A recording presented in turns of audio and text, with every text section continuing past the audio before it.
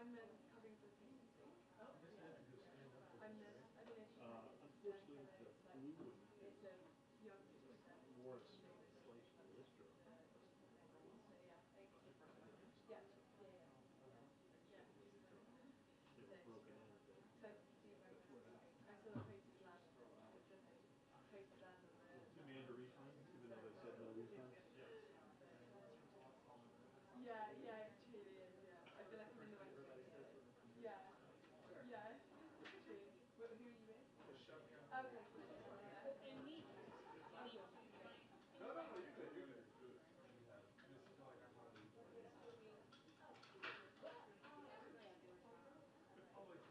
Three people won't be long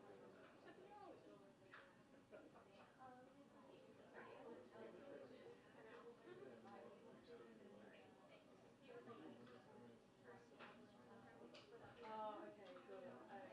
Oh, that's interesting. I assumed it was like okay.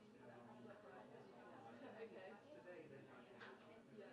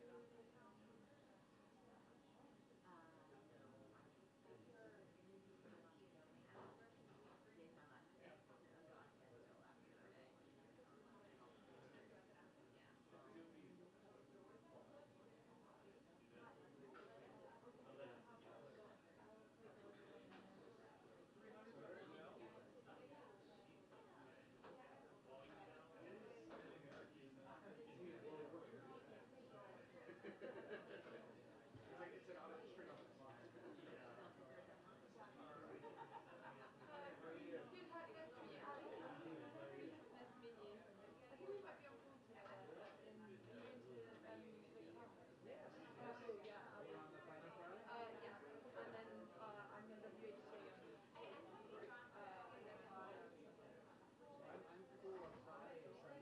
Oh, okay.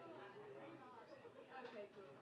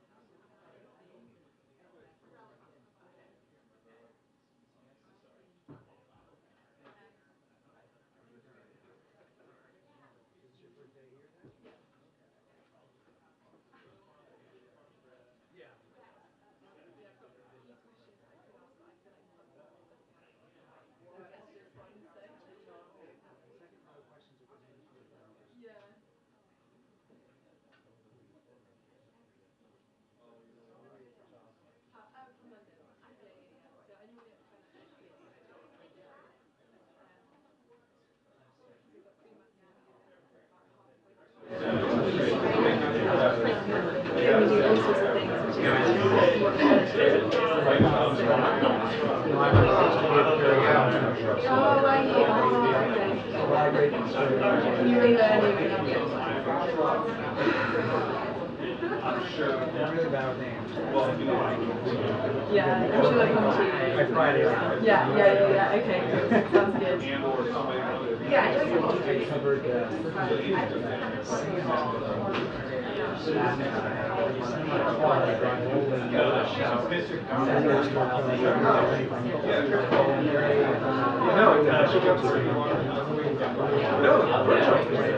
by the hurricane.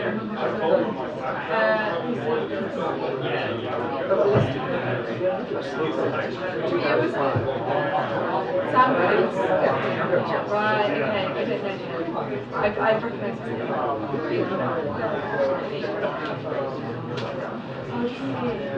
Maybe he says he was at the Times, so maybe he became Washington.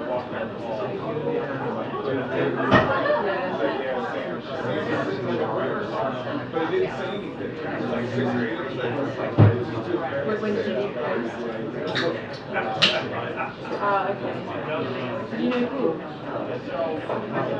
Yeah.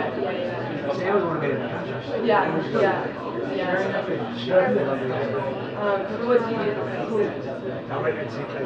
Same thing. So what happened?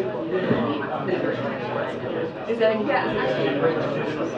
I don't laugh at mine. I find it hard to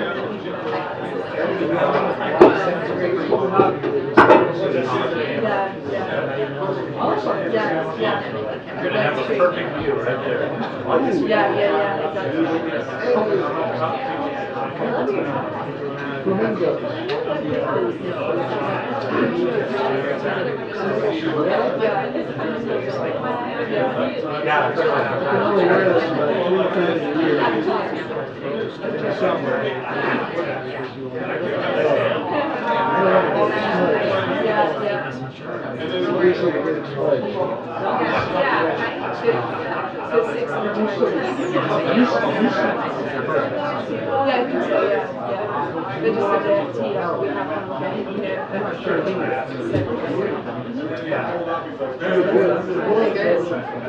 Attention, the press briefing will begin in 2 minutes. The press briefing will begin in 2 minutes. Thank you.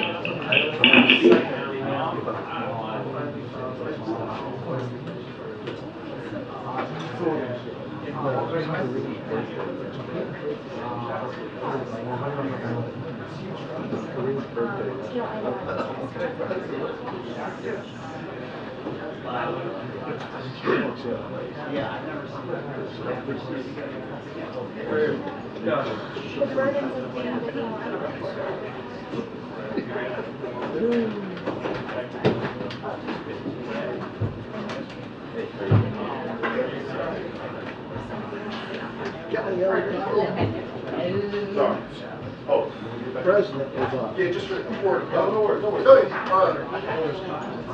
It's cold. Yeah.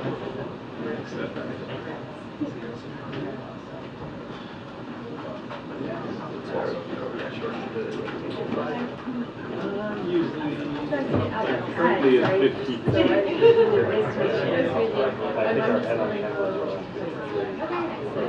But where? I just want to register for that. Oh, cool. Oh, you're the yeah, I heard you on that. Yeah, nice. Oh, cool. Cleve had a baby. Yeah. Actually, I missed you. I know. It's like a My school is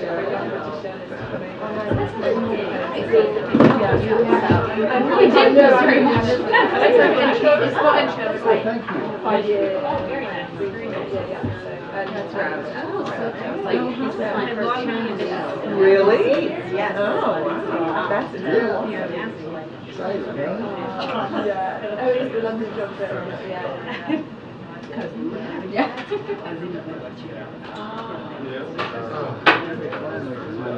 Well oiled questions here. Yeah. Correct. I see it. So how have you liked it so far? Oh, loving it. Absolutely. They get me to do all sorts of things. What's been the most exciting? Well, very not exciting, but I went to a travel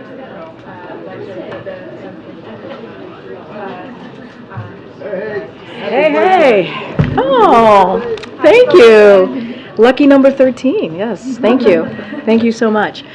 Okay, in just a moment, I will turn it over to FEMA Administrator Deanne Criswell, who is joining us from Hawaii to share an update on the response to the Maui wildfires, much of which she briefed the president on last night. So that you know, she has been in Hawaii since 2 a.m. on Saturday morning, so she was there for 2 full days.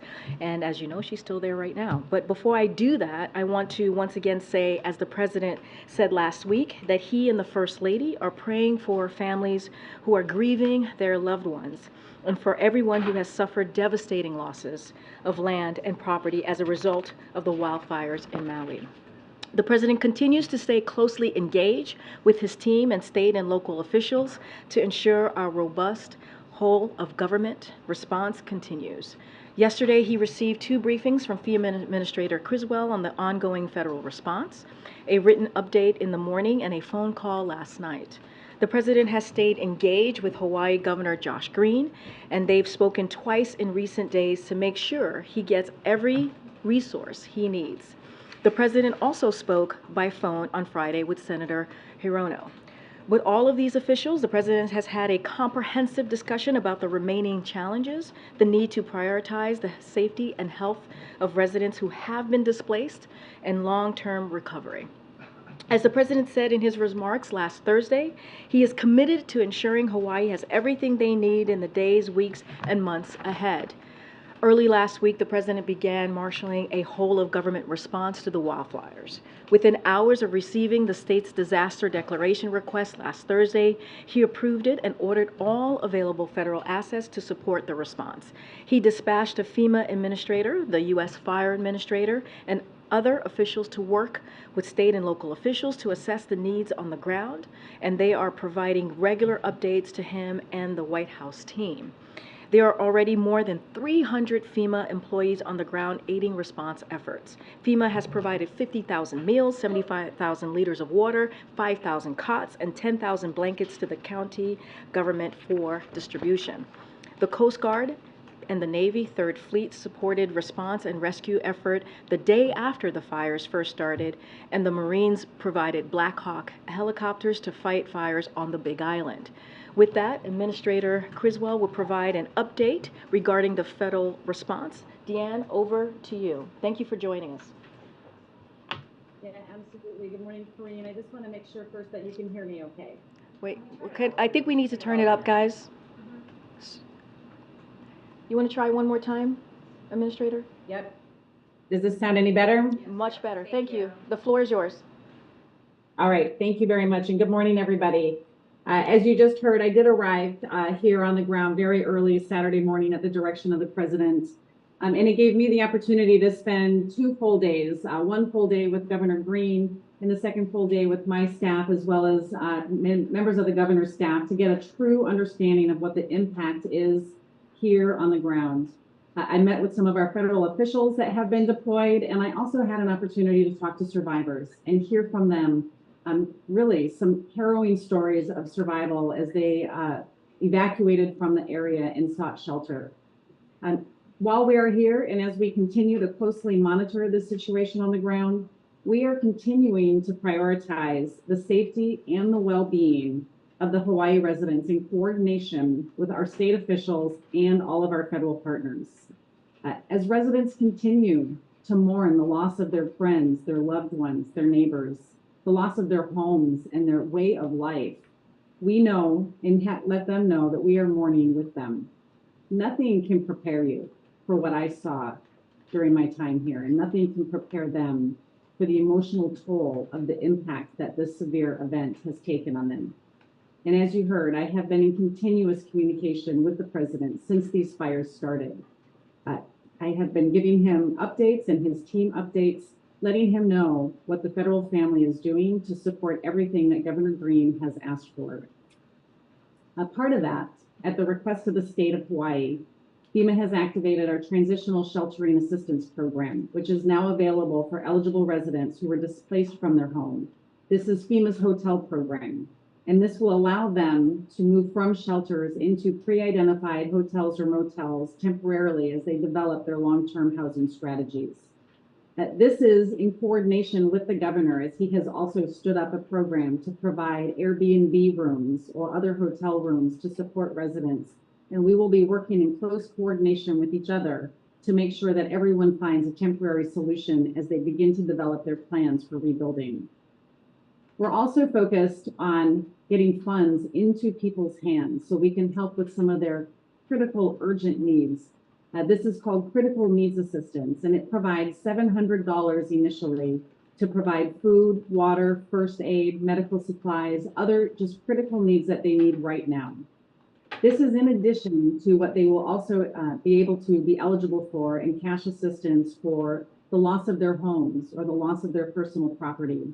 So I encourage anybody who has not registered for FEMA assistance yet to go to disasterassistance.gov or contact 1-800-321-FEMA to get into the system and start this process.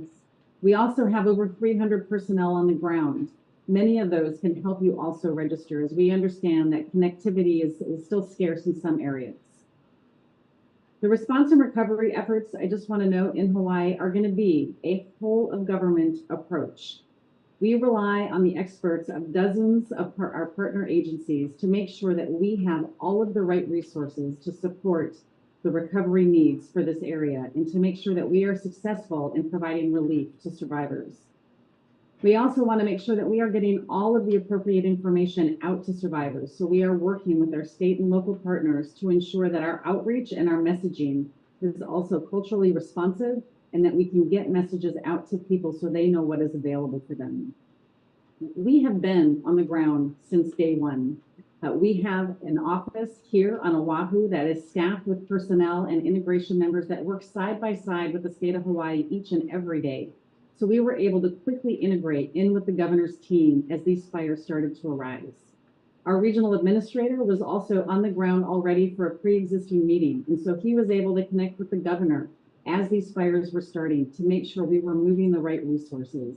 And our federal partners, as you heard, the Coast Guard and the Department of Defense were providing life-saving rescues as this fire was evolving. The coming days and the weeks, they're going to be tough. They're going to be difficult as people process what they have lost and what the road ahead looks like. But we are going to be with the people of Hawaii, as I have committed to the governor, every step of the way. We are already seeing a tremendous amount of efforts and resiliency across the community as they are coming together to support each other as they work through what this is going to look like in the future. And together with our voluntary agencies and our federal partners, we will be in Hawaii every step of the way to help residents take control of their recovery and help them rebuild in a way that is going to make them more resilient. And with that, I'll turn it over to you for any questions. Okay, thank you. All right, she'll take a few questions. Go ahead, Nancy. Thanks, Maureen.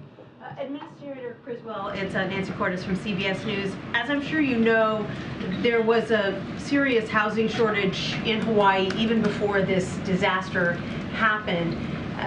Is FEMA looking at building any kind of temporary housing or temporary schools on Maui while people work to rebuild, given the fact that it's going to take them potentially several years to rebuild their homes? And even if they're out there right now looking for someplace for their families to stay short term, it's possible they won't find it.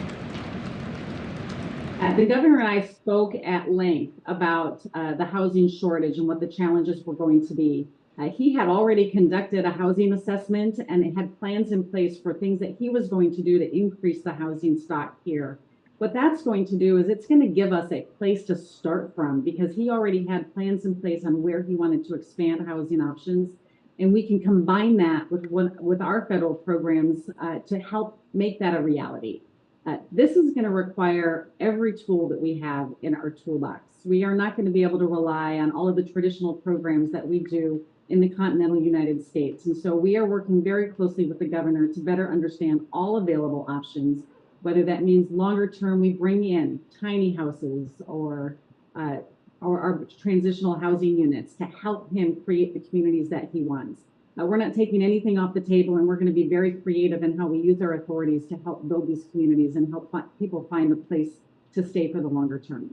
And then I know that it's difficult to get staff and resources and equipment from the continental U.S. to Hawaii in an expeditious manner, but do you believe that you now have the staffing that you need to do a house-by-house search of the disaster area, looking for the deceased in an expeditious manner? I mean, as I said in my opening remarks, you know, we have an office right here on the island. And so that allowed us to integrate immediately. And it was through that coordination that we were able to move our initial urban search. As we have learned what the extent of this search and recovery mission is going to look like, we have sent more personnel as well as more cadaver dogs to come into the area. And they are working in conjunction with the Maui Fire Department and the Sheriff's Office to make sure that we are doing this in a very methodical way, but one that is also very respectful of the community, to make sure that we find everybody that is unaccounted for. And so I do believe that we have the right amount of personnel.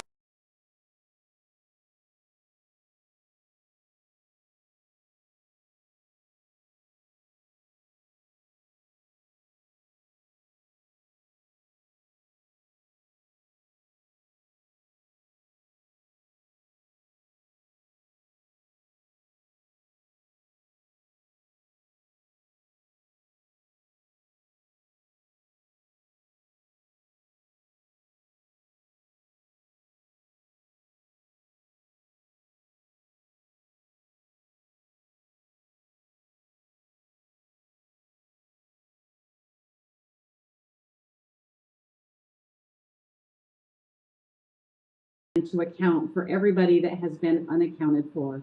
And the president has given me the space to make sure I'm bringing in all of the appropriate federal personnel and resources to do that. And so we will continue to do that right now. We want to make sure that they have, you know, all of the resources and the space that they need and not disrupt operations right now. So no visit by the president is on schedule at this moment? At this point, again, we just want to make sure that we are working to help this community identify everybody that's missing, and we need to stay focused on that right now. Good. Thank you, Administrator. Just to be clear, has the federal government been able to fulfill every request that the state has made so far for assistance, and are there any delays that you are aware of right now, given obviously the unique challenges of Hawaii's location?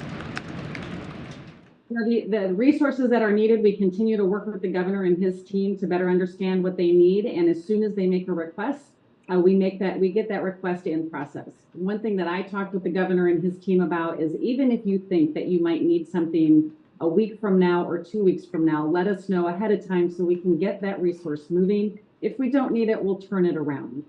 So at this point, I have no awareness of anything that we have not been able to meet, and we will continue to build up our presence here on the island to support this. This is going to be a long-term recovery operation. We have the resources we need today, and as we continue to identify what the needs are, we'll continue to move more in. And you mentioned how, you know, obviously this is an ongoing, lengthy process. Cadaver dogs so far have only covered about 3% of the fire area. You know, I think 96 victims have been discovered so far. Can you give us a sense just of how much should we be braced for? Are we talking hundreds of deaths here? You know, I would, again, defer you to the state for what they think the total estimate will be. You have to understand the situation on the ground right now. It is extremely hazardous. There are structures that are partially standing that engineers have to clear first to make sure it's safe for the search and rescue teams to go into, make sure it's safe for the dogs to go into.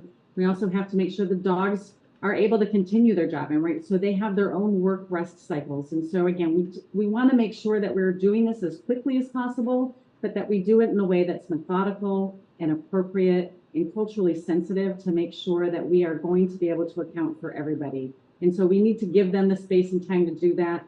We have brought in additional canine dogs, cadaver dogs. They are on the ground today, and I believe there's a few more coming, an additional search and rescue personnel to come in and support this effort. Good, Sonia. There are, I believe, tens of thousands of active duty military personnel in Hawaii. And I believe the Pentagon said this morning that they haven't yet gotten involved in any of the recovery efforts yet. Does FEMA see a need to get that personnel, that military personnel in Hawaii involved in the recovery efforts, in the aid distribution efforts, anything along those lines? The Department of Defense is one of our strongest partners, and we work with them on all of these different types of severe weather events that we are responding to.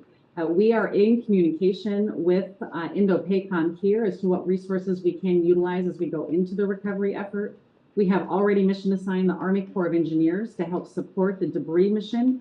And we will continue to work with the governor, again, to understand what resources he needs, and we will bring in whatever federal partner we can to support that.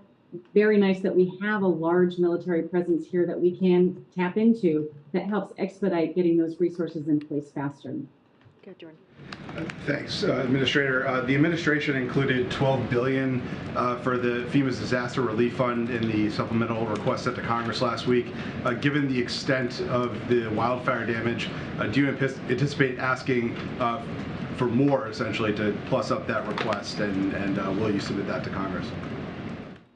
You know, as we were monitoring the health of the disaster relief fund, what we take into account, and we were anticipating what the deficit would be later in September, we took into account events just like this so we could support the initial response efforts. And so we do have adequate funding to do the response that we're doing right now, but we will need additional funding to ensure that all of our other recovery projects can continue and not get delayed until the next fiscal year. Administrators Kelly O'Donnell from NBC. Can you speak to the issue of ongoing communications? In the earliest crisis, that was a problem and people getting information, whether it was the warning systems or any of that. But with towers down and difficulty, how much is the inability to communicate with the citizens, with each other, still an ongoing part of what you're dealing with, and what can be done to augment communication capabilities? No, I can't speak to the initial communications in the warning. What we are really focused on right now is making sure that we do have continuous communication to help people understand what resources are available, what the next steps in the process are going to be, and where they can go to get more information. There's going to be plenty of time for us to go back and learn some lessons from how the initial event unfolded, but we really need to stay focused right now on making sure that they have accurate information on what resources are available, to make sure that they understand that they can register for assistance with FEMA, and that we are going to be able to provide them some additional support throughout this recovery process. And if I could just follow up on that, but cell towers are down, people don't have access to their devices. Is there a concern that people aren't able to get the information simply because of the extent of the devastation? There are some cell towers down, but where I was yesterday, I went into 2 different shelters on Saturday, another one on Sunday, and people had communication. They had cell phones, but we also have personnel in those shelters, and there's multiple shelters around the island, and we are continuing to send people into the shelters. The Red Cross is there, our personnel are there, and we're going to stand up a disaster recovery center here in the coming days, which will be a one-stop shop that will have federal personnel, state and local personnel, as well as the insurance industry, so people can start this process of rebuilding. Thank you. Kayla Tausche, CNN. On funding, FEMA's own estimates have suggested that even just part of the recovery could cost north of $5 billion. Where are your estimates currently, and how much are you communicating to Congress and the White House that you'll need for this recovery? There are a lot of reports out there right now talking about what they think that this potential what the potential cost of this disaster is going to be. FEMA has not put out any initial estimates. I think that there's a lot of other reports that are out there. It's really far too early to tell what the total cost is going to be. But as we continue to get better fidelity on the impact, as we can get into the area and assess the true extent of the infrastructure damage, that's when we'll have a better idea of what the total cost will be. But we really have to ensure right now that we are doing everything we can to account for the missing and make sure that it's safe for our responders to go in there and do this additional work. And As you account for the missing, as these search and rescue efforts ramp up, do you have reason to believe that there are any survivors who aren't currently accounted for? I hate to speculate on that. I mean, I think what we're going to find is people that have relocated somewhere and they're going to get reconnected with their family members. And sometimes it's just a matter of making sure that we can make that connection. The state has set up a family assistance center to help with that process. But as far as the area itself, what we're going to be doing is really looking for those that were left behind and making sure that we have our teams in place to help find those families. Okay. Way in the back. Referring to reports about the activation of the warning sirens early on, do you anticipate there will be an investigation of this? And then when we look at other cities across the country that may be facing a similar threat due to increased vegetation, dryness from climate change, is there a preventative plan in place going forward for those cities after seeing what has happened in Hawaii? I would defer you again to the state on what they're going to do to evaluate the response to this situation. As a emergency management and first responder community, we always want to look at the lessons learned so we can improve. As far as the vegetation piece, there are a lot of things going on. We currently, as directed by Congress, have a wildfire commission that has been meeting to provide recommendations to Congress on what we can do to support the building resilience within the wildland-urban interface. And that report is due to Congress later this year. I think it's going to have some really good recommendations and suggestions on what we can do. All right. Thank you so much, Administrator. Thank you for all that you're doing, and thank you for joining us today. All right. Thank you, Kareem. Have a great day. All right. Safe travels. Okay. So just as a reminder for for all residents out there to continue listening to the state and local officials and register for disaster assistance. And this is a website that the administrator just shared with all of you, and I'll just repeat it, www.disasterassistance.gov. Again, www.disasterassistance.gov, and we will be in Maui supporting the survivors of this tragedy, as you just heard from the administrator, as long as it takes, providing all the resources needed for recovery. But before we go on, I have a couple of more things, and then I'll get to your questions. As all you know, on Wednesday is the first anniversary of the President signing the Inflation Reduction Act into law. Throughout the week, the President and his administration will travel across the country to recognize the impact of this historic law. And tomorrow, the President will travel to Wisconsin, Milwaukee specifically, where he will visit a clean energy manufacturing company, and the Vice President will travel to Seattle, Washington, and visit a company leading in the construction of energy-efficient buildings. She will be joined by Second Gentleman and also Energy Secretary Jennifer Granholm. On Wednesday, the President will hold a celebration in the East Room where he will speak alongside Agriculture Secretary Vilsack, EPA Administrator Regan, Speaker Pelosi, Leader Schumer, and many others. Also Wednesday, Senior Advisor John Podesta and Domestic Policy Advisor Neera Tandon will join us here at the briefing room.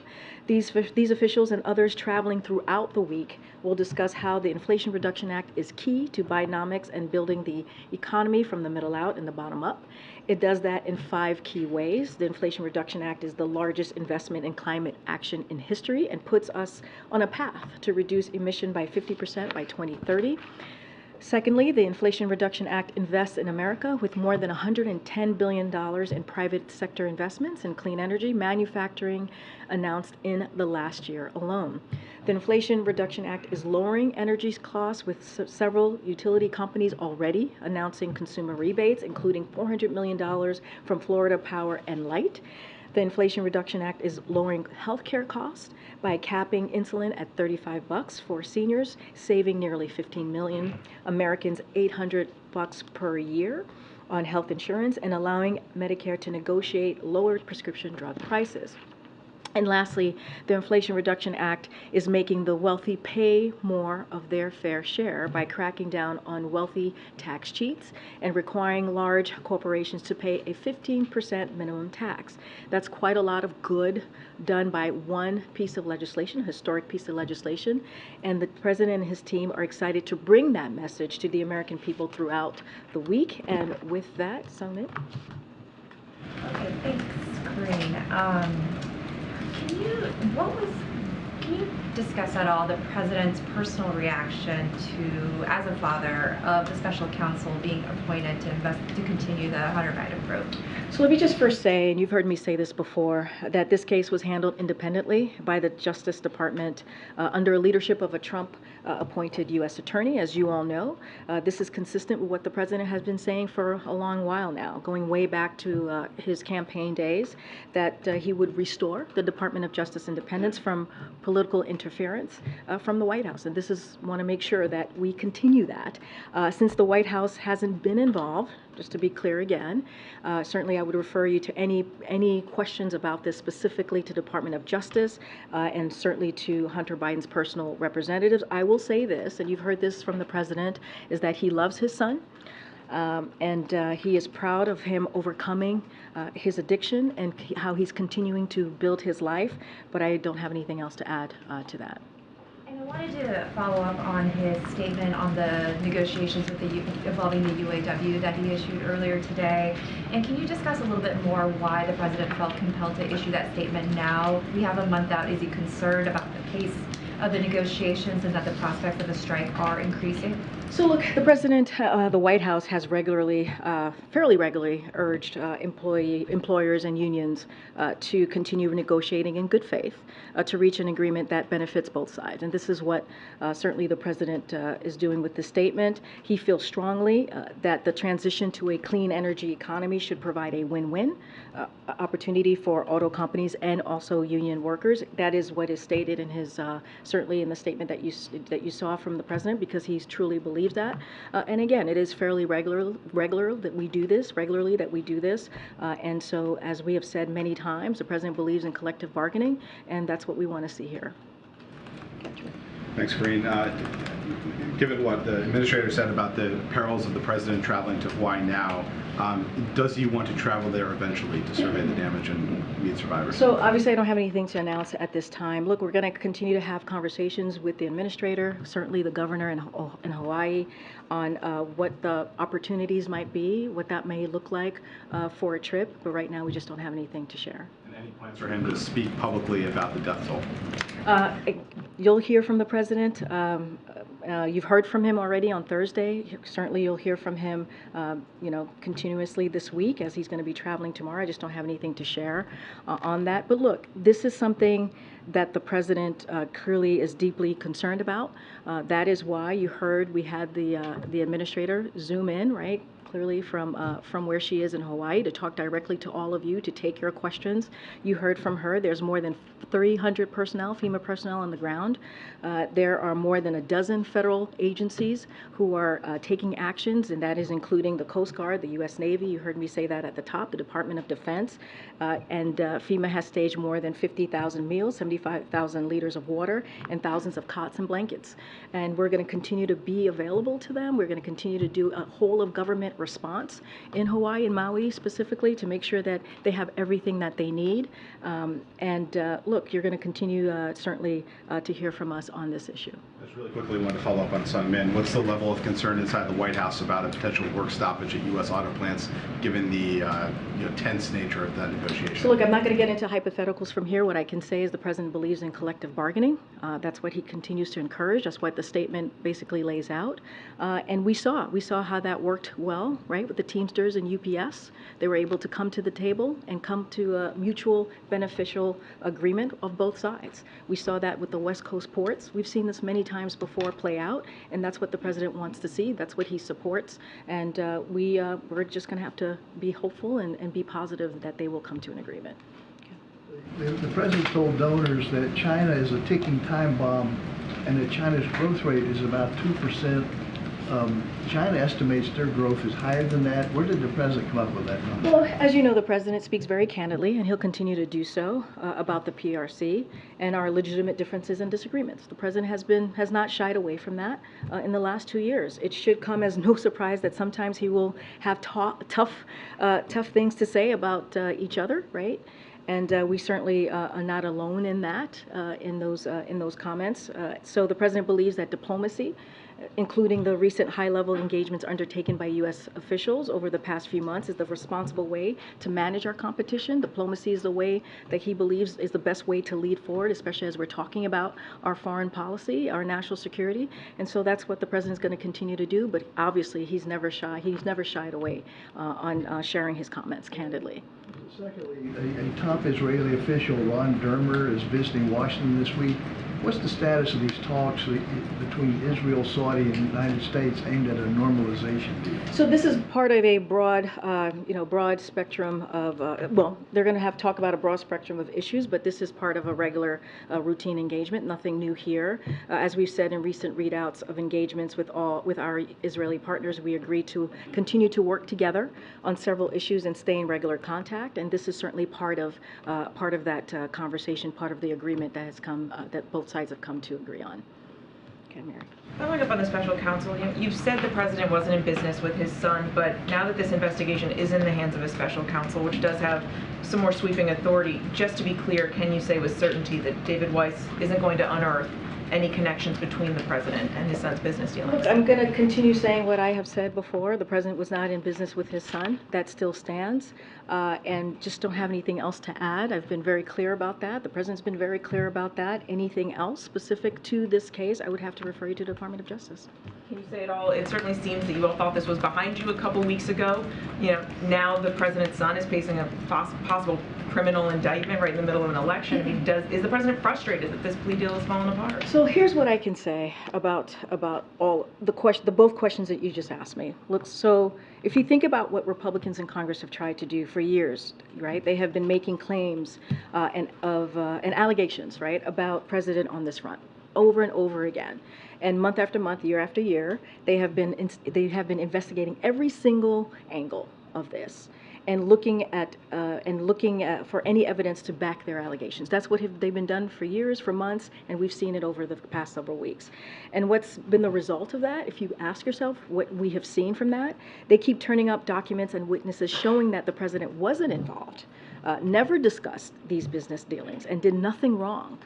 There's been zero evidence showing otherwise, and so that's what we have seen over the past several months. That's what we have seen over the past several years, so I'll leave it at that. Great.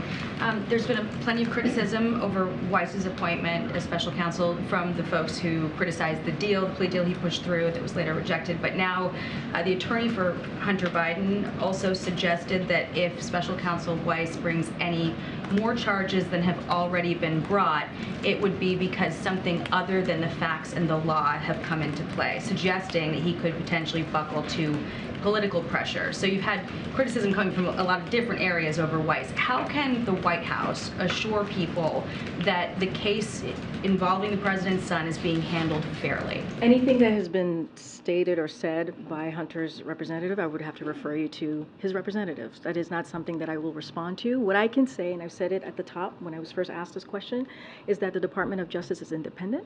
That is what the president believes. He believes that this White House will not politicize the Department of Justice. This was done under the leadership of a Trump-appointed U.S. attorney, as you all know. And so I'm not going to add anything else to that. White House support Weiss going before Congress to answer questions for the sake of transparency? That is up to the Department of Justice. Okay. And then on Iran, former Vice President Mike Pence said that the unfreezing of those assets would amount to the largest ransom payment in American history. And then you also had the Israeli Prime Minister Netanyahu saying arrangements that do not dismantle Iran's nuclear infrastructure will not stop its nuclear program, will only provide it with funds that will go to terrorist elements sponsored by Iran. So most, if not all, Americans support bringing home hostages, but is the administration not also concerned that at the same time it's talking about giving Iran $6 billion, they're considering putting, Marines on commercial vessels to bolster security against this state? So a couple of things. You asked me two questions, so I'll take the first one. So I want to be clear that the negotiations for the release and return of the United States are ongoing. to the United States of these 5 individuals. They are ongoing. Just to be even more clear, what is being discussed isn't a payment of any kind. These aren't U.S. dollars. They aren't even taxpayer dollars. What's being pursued here is an arrangement wherein the Iranian people can, with the oversight of the U.S. Treasury Department, Qatar, and aid organizations, avail themselves of Iranian funds that had been held in a South Korean account since 2018. This is the money that the previous administration allowed Iran to make and keep in a special accounts. They let Iran spend billions of dollars of it and got nothing in return. So the only thing we've discussed with Iran is a process through which these funds could be assessed for humanitarian purposes. We have fully visibility about where the money was going and for what purpose. We are discussing a good deal here. We'd still limiting how they can use their own money through this deal. The Iranian people, with whom we have no quarrel with, must just get a break from the oppression and the hunger and the poverty the regime in Tehran has inflicted upon them. So that's, want to make sure that's really clear. As it relates to the nuclear deal, this positive step is not linked to any other issue. This is not about anything else.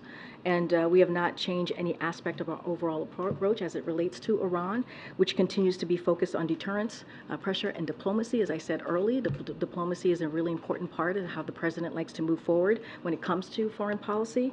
And this is about bringing home these U.S. citizens, reuniting them with their loved ones. That's what this is about, nothing else. Harm the U.S.-Israel relationship at this very critical time, though? Look, this is about bringing home U.S. citizens, bringing them home to their families. That's what this is about.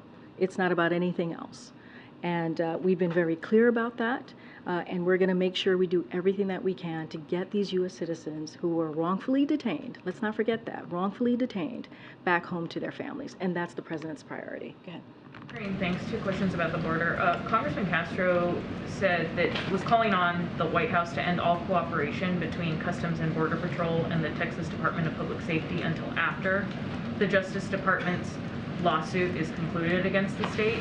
Does the White House have any response to that? I don't have a response to that. I just know that, as you know, the Department of Justice is dealing with the legal aspect of this. Don't have any response to the congressman. And then also, if there's any comment on a 3-year-old child, migrant child, died while traveling on a bus chartered by Governor Greg Abbott that was going from Brownsville to Chicago. Well, that's certainly a loss of any child is devastating and heartbreaking. So certainly our condolences goes out to the child's family. That is horrific news and horrific to hear that. You know, I do have to say, you know, Governor Abbott has an opportunity to work with us on this. On an issue that certainly is an important one for the American people. When you think about the border, when you think about dealing with a broken system, but what he continues to do is continues to move forward in a dangerous and taking unlawful actions.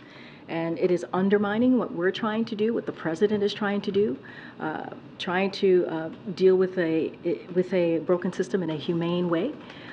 Trying to do it in a way that is effective, and we have seen his border plan management be effective, and it is unfortunate that he continues to do this. And it doesn't just put, sadly, young migrants at risk or migrants at risk, but it also puts at risk the Border Patrol, who are trying to do their job, and he gets in the way of that every day. And so I am very sad to hear about the death of this 3-year-old, certainly, and our hearts go out to his family. Has the president given any advice that he should not speak about Hawaii at this point? Because when he spoke the other day, he added that to planned remarks. The death toll is now roughly tripled. It's now the worst in history. He had an opportunity, he could have stopped by to see us when he arrived back. Do you expect that he will have any kind of standalone comments about the new level of loss and devastation? So you could expect to hear from the president on this issue. Clearly, it is something that is deeply concerning to him when it comes to the wildfires that we have seen in Maui. That's why we again had the administrator here. That's why she was on TV the last couple of days, being on the ground. She can speak directly to this, right? Being on the ground. I'm asking about the president's voice. No, I just said you'll hear from the president on this. I don't have anything to announce at this time, but certainly he's the president, right? You're going to hear from him. You heard from him on Thursday, and then you've heard from from the administrator for the past several days. And so what the president wants to make sure is that Maui and has the government of Hawaii has everything that they need to support the people on the ground. It's been a devastation, as we have seen. You've just mentioned the loss of life. You just heard from the administrator, who has said that she has been on the ground for 2 whole days, and we have been there since day one. You've heard that there's 300 personnel on the ground, so this is something that the president takes very seriously. And you've heard from the governor of Hawaii saying how he appreciates the efforts and what we've been able to do from the federal government. Of course, you're going to hear from the president. Don't have anything to share at this time, but let's not forget, we did hear from him on Thursday, right, when he was in Utah ahead of talking about the PACT Act, which is, as you know, it was a year anniversary, an issue that is incredibly important to many Americans, and he took that time to speak to it. So I'm sure you'll be hearing from the president. Go ahead. Aside from the statement from the president, has President Biden spoken to any family members of wildfire victims or plans to in the future? I don't have any calls to speak to at this time, but I can say that, as you know, he's heard from the governor a couple times. He's been updated by the administrator a couple times over the past couple days, and he is staying in close communication and close touch with the administrator, and also his team is regularly updating him on what is occurring. Secondly, a number of Democrats and progressives have called for this moment to be labeled a climate emergency. Has the president considered that justification, that label, for this instance? So a couple of things. I know he's been asked this question a couple of times. I've been asked the question a couple of times. This is a president who has taken the climate crisis very seriously. He has called it an emergency since day one, saying that it is climate change is one of the 4 crises that we had to deal with coming into the administration, and he sees it as an existential threat of our time. And for that reason, what he did automatically was declare climate as a basis for emergency action under the Defense Production Act. Let's not forget what that does.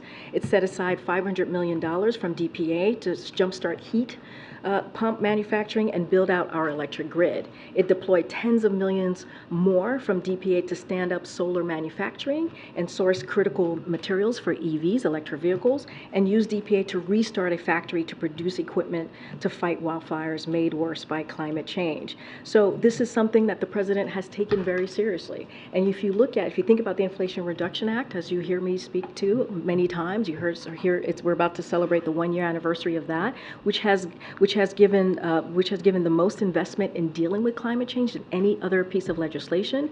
And what Republicans in Congress are trying to do, they're trying to take that away. They're trying to repeal IRA, and that is a problem.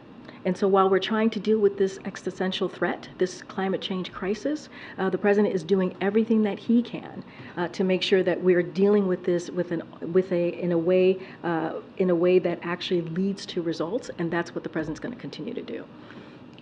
Hi. On Hawaii, has the president been briefed specifically on the issues surrounding the local response, such as the fact that the alarm didn't go off? I'm sorry, the music distracted me. I'm sorry. So has the president been briefed specifically on the issues surrounding the local response, such as the fact that the alarm didn't go off, or the fact that some people are saying that there wasn't a clear evacuation plan? So look, I know that there's an investigation going on that particular question that you're asking me, so I'm not going to get ahead of that. You got control of that, my friend? Okay. All right. There's only a briefing happening right now. Okay. And so there's going to be an investigation done on that. I'm not going to get ahead of that. So certainly would refer you to the state officials. What we're focused on, and I've been very clear, the administrator has been very clear on providing residents of Hawaii with all of the support and resources that they need at this time. And so that's going to be our focus. And we'll let the local government deal with the investigation. Go ahead. Corinne, NPR has obtained a trove of inspection reports regarding these ICE detention facilities, privately controlled ICE detention facilities. And some of these documents show that there were egregious behaviors going on, negligent care. I know during the 2020 presidential campaign, Biden committed to ending these for-profit ICE detention facilities. That has not happened so far. Can you explain why the administration still is relying? So I have not seen the report. That's something that I would want to talk to our team about before responding to your particular report. I think the president is still committed to that, to what he laid out during his campaign. Just don't have anything here to share beyond that, beyond his commitment that he is certainly going to continue to stay focused on. But I just don't have anything specific on where we are with that particular ICE detention closure. Sorry, one quick follow-up there. My understanding is that the ACLU has said that under President Biden, a larger percentage of ICE detainees are in these privately run facilities than compared to the Trump administration. And I just want to understand how that is possible, kind of with the commitment that you all have expressed to moving away from the detention facilities. Well, look, let me first say that, we've been very clear. This is a broken system, that we've done everything that we can to make sure we move forward in a humane way, right? That is something that we have been committed to, and that is a path that we certainly have gone down. As it relates to the ICE detention, the private detention, again, I would have to go back to the team and see where we are with that. I have not seen this investigative reporting that you all have done, but I want to make sure I answer it in a fulsome way. So I need to just make sure I check in with the team, and we'll get back to you on that. All the questions that you have, I'm sure the team will get back to you on that. Go ahead. And welcome to the briefing room in your new role. Thank you. I appreciate it, Corinne. You mentioned earlier the fact that David Weiss, as U.S. Attorney, was appointed by former President Trump. That has been a fact that many Democrats, many allies of the White House have used to defend the plea deal that was previously in place, as well as the 5-year time frame that this investigation had been taking. And so I'm wondering, if the president believes that appointing a special counsel or transitioning Weiss to special counsel bolsters the independence of that investigation. That is something I'm just not going to speak to. We believe in the independence of the Department of Justice. I'm just not going to speak to that from here.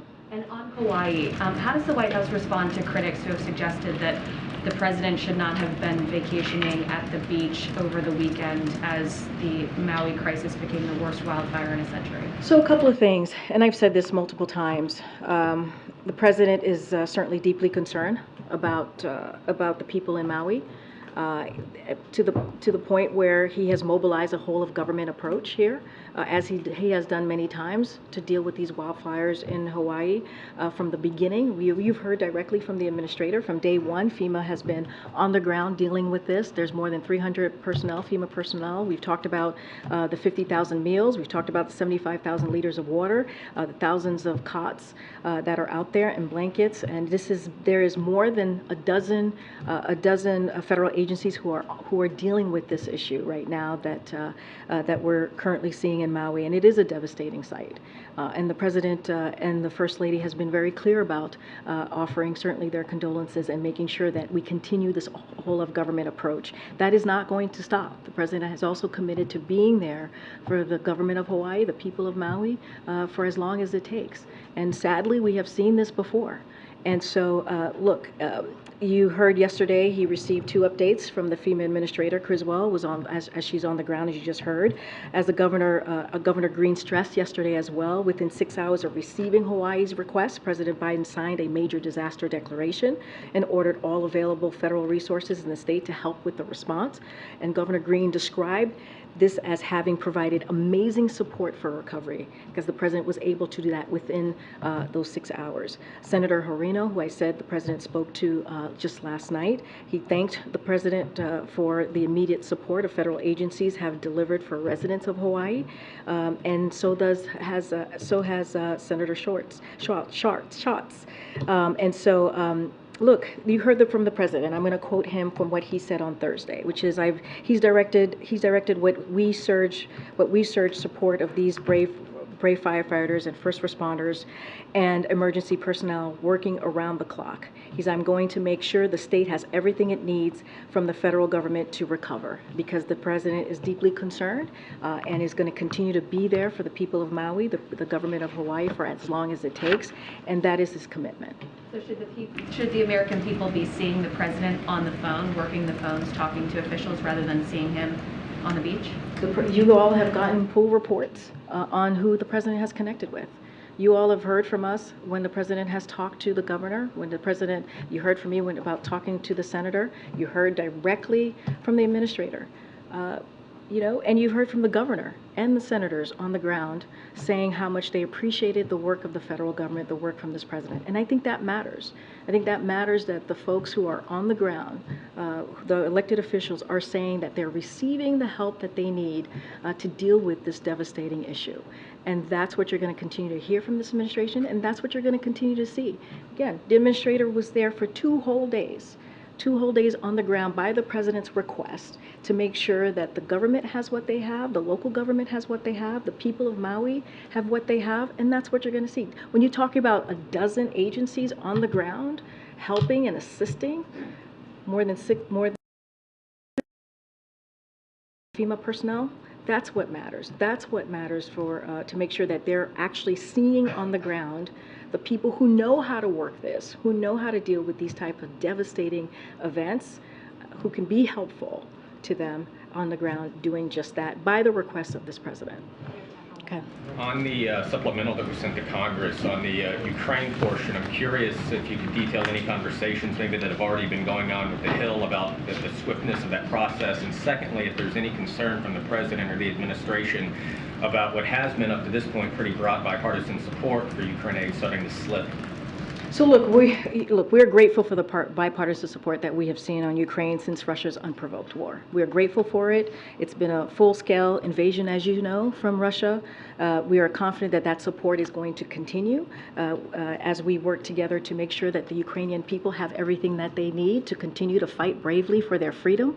That is what we're hoping to continue to see, and we believe that we will continue to have that. As it relates to our engagement with Congress, senior administrator officials, including the OMB Director Shalonda Young and our Legislative Affairs shop, have had numerous conversations, numerous calls with lawmakers on the ground with both parties to explain exactly the need and highlight the emergency nature of this request. So we've been having those regular conversations. We'll continue to engage with members of Congress. That's something that we have done, that we do pretty regularly, and to underscore the importance of this, of delivering these bipartisan. Remember, this has been done in a bipartisan way, and we believe that this will continue in a bipartisan way. Remember, the Ukrainian people are fighting for their democracy, they're fighting for their freedom, and we believe that it is important that we continue to support them. Let's not forget this, Russia's unprovoked war, full-out war on the Ukrainian people. With that, we'll see you on Wednesday here in the briefing room. Thanks, everybody. Thank you.